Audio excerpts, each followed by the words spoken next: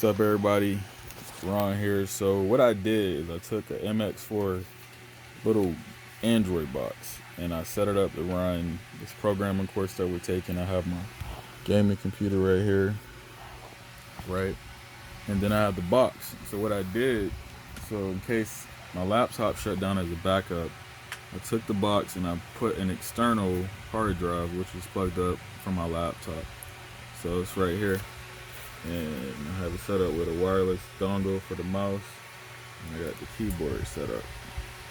So what I have now is the self-taught programming course. Now I'm not just learning this myself, I'm teaching my son Julian and my cousin Nas. So I want y'all to show y'all calendars, because every day that we do this is a day that we're training.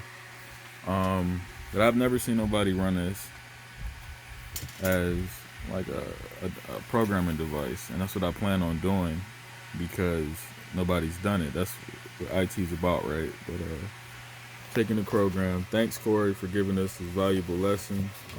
It's a blessing, to learn this.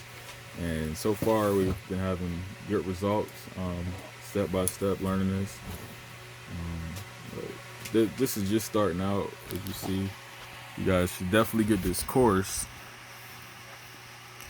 I don't want to show you too much, but what I did, I set up one big monitor. It's running off of this.